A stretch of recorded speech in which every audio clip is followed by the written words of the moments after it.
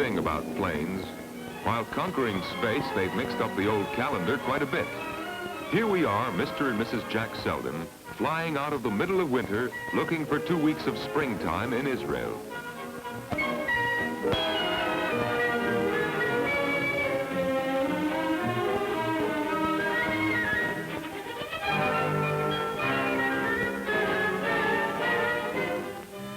As we circled over Lod Airport, 8 hours from Paris, the cold of Europe was still in our bones.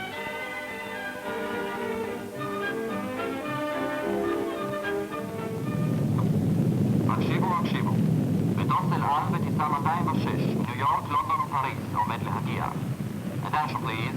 El Al, Israel Airlines announces the arrival of its flight 206 from New York, London and Paris.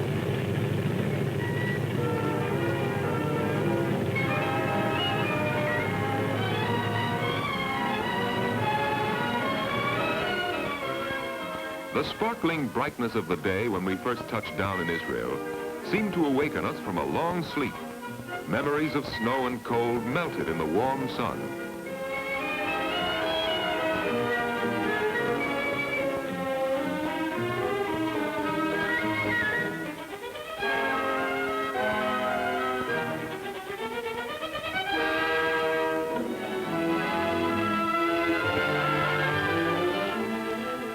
As we came to the hotel, I had a feeling which I remember even more sharply than that first bright day. The light-hearted, carefree feeling of taking off your overcoat and leaving it off at the beginning of February. It was but a few steps to the Mediterranean, or at least to a good view of it. The sea seemed to be with you everywhere, like balmy breezes. Its tangy taste, even its color, fills the air. Back home, nobody looks around in wintertime. They're too busy huddling in their coats and scarves. But here, it's springtime, a time for lifting your head and looking at the bright world through stylish sunglasses.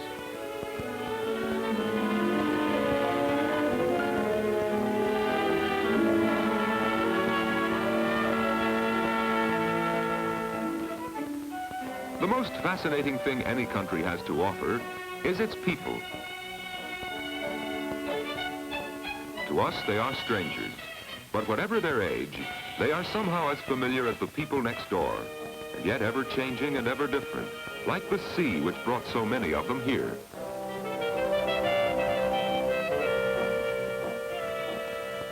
The outdoor cafes bloom in this spring-like time. So do the people, and so do we as we become part of the landscape.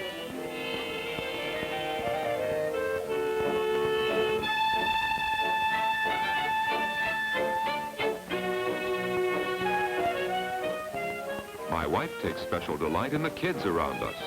But to tell the truth, I found the best local color in some of the, older sites. The city has certain views rich in natural beauty.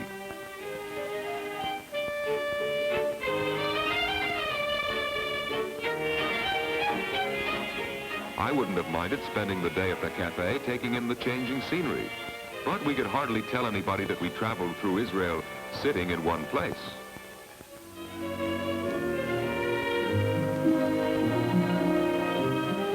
Well, we set out to find the tourist office.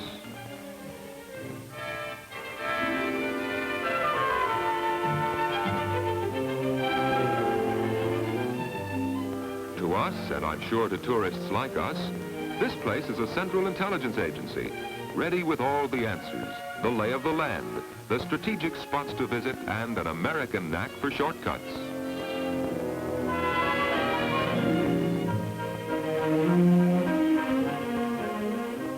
They help us plan our next 2 weeks, and they suggest the best way to get around the country.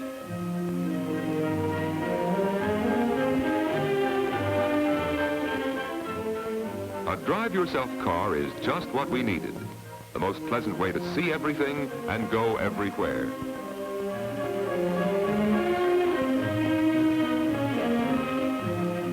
We get the keys to the country.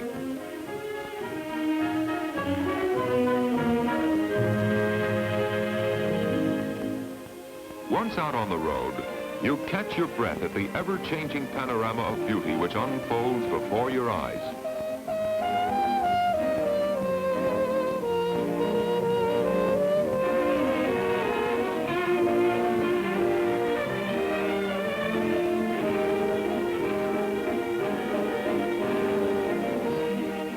It's almost unbelievable. Only a few days ago, we were all bundled up in blustery, wintry Europe. Here in the spectacular sun, the colors and shapes shift and dance, and your heart dances with them.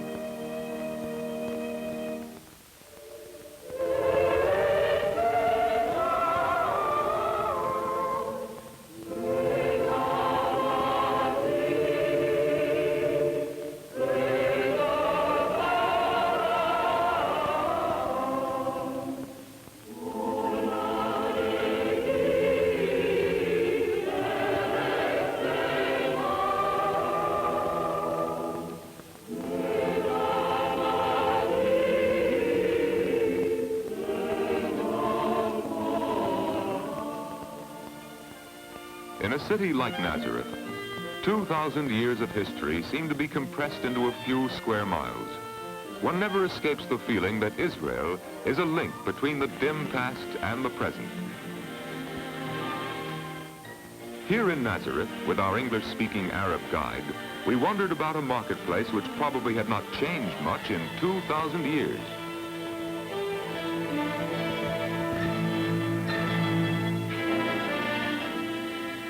Two hours or so away from a throbbing city like Tel Aviv, Nazareth doesn't seem to be like the same world. The greatest antidote for boredom and fatigue is contrast, and in this, Israel is quite rich. With little effort, you can shuttle back and forth between the past and the present on the very same day.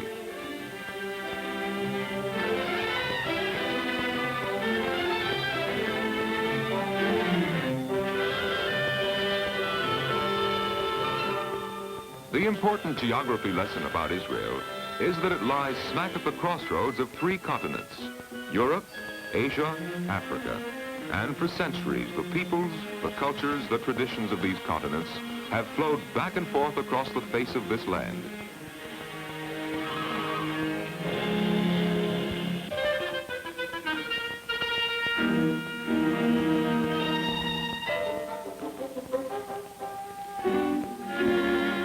A mere tourist becomes a true traveler when he partakes in the ways of the land he visits.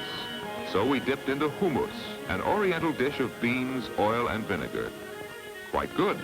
Tastes something like, well, like nothing I've ever tasted back home.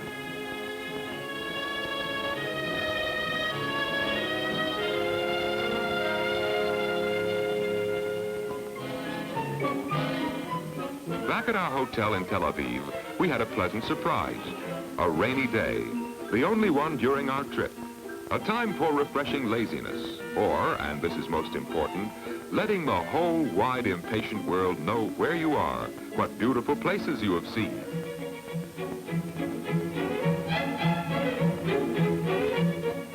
I'm sure there would be many fewer tourists if there were no picture postcards to send home.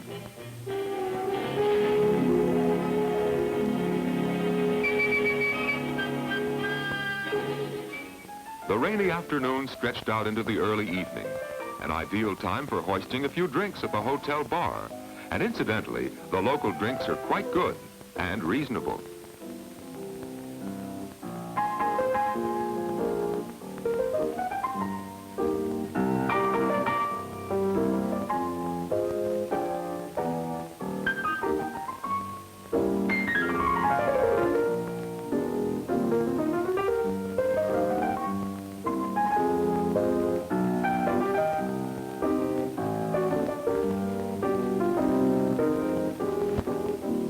Next day, we find ourselves flying over Tel Aviv on our way to Eilat, on the shores of the Red Sea. The busy pattern of the city soon gave way to the vast stretches of the Negev desert.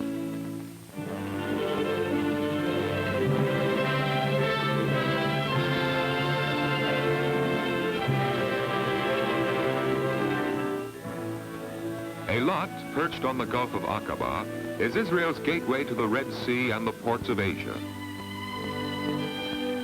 A new highway and regular flights by domestic airline Connect Eilat with the rest of the country.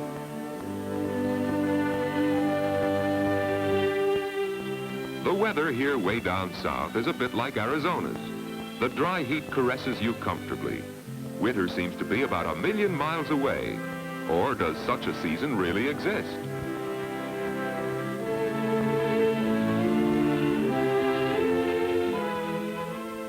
Civilization has caught up with Eilat, a modern air-conditioned hotel right near the beautiful beach.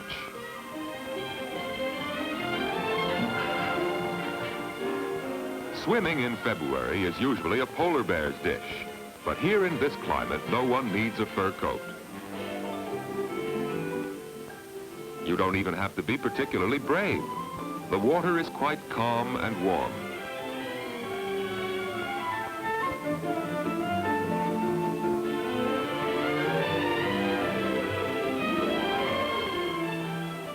Too bad this photo can't have today's date, February 8th, on it, just for some of my skeptical friends. None of the usual after-bathing chills. The water is almost as warm as the air. Before flying back to Tel Aviv, one last glimpse of the Gulf. I wish to say that the best drink in Israel, and probably anywhere else, is its orange juice, mitz tapuzim, as I've learned to order it.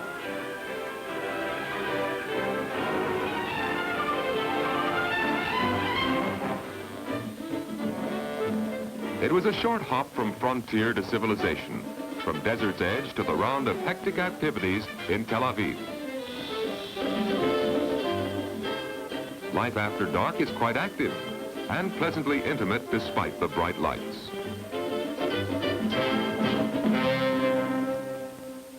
Like everywhere, the dance floors tend to become a bit crowded, sometimes a bit too crowded to get a good glimpse of the local natural resources.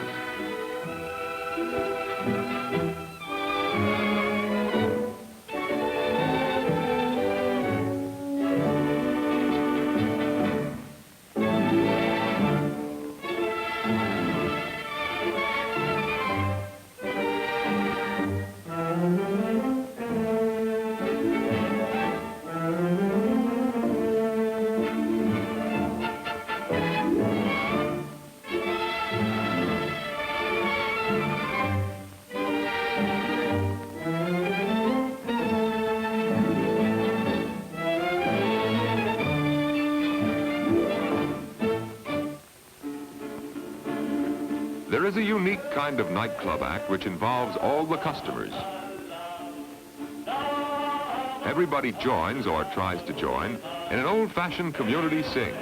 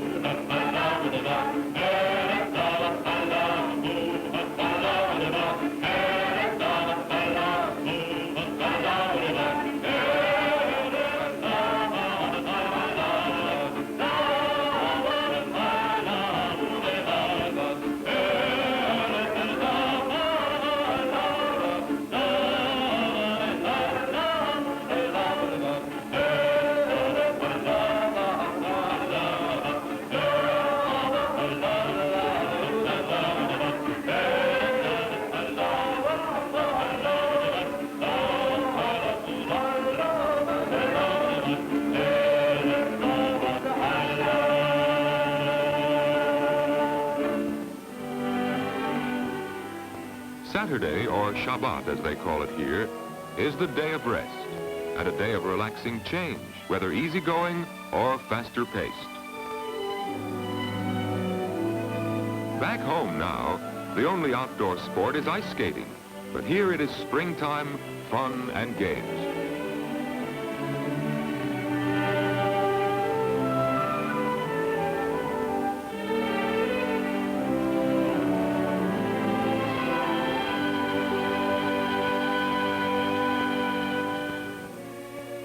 Bright and early one morning, we were on the move again, this time to Tiberias at the Sea of Galilee.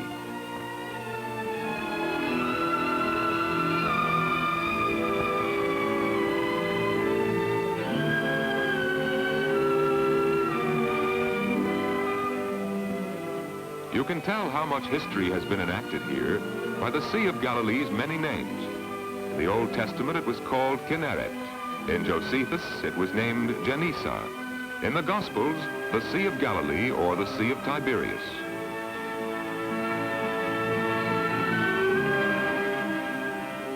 "20 centuries ago, Tiberias was a popular winter resort, just as it is today.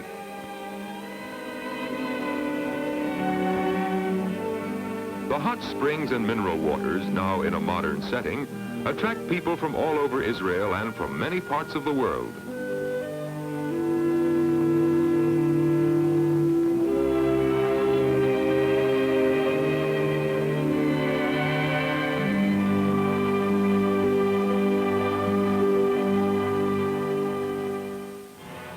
Wherever you go in Israel, there is movement, excitement, the throbbing sense of change. But here at the shores of the Sea of Galilee, which has been intimate with history, you can almost touch the stillness in the air.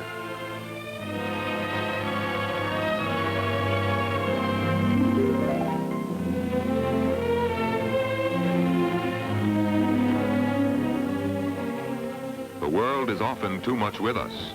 Yet in this place where the centuries sleep quietly, we feel far removed from its tension and troubles, and close to its gentle peacefulness.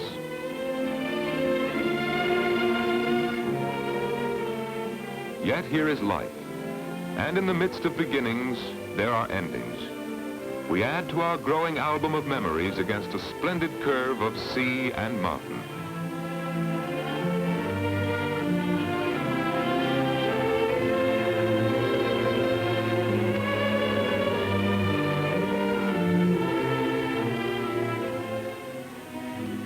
If only we could carry away with us the beautiful fragrance of spring, or at least hold it in our hands a little while longer.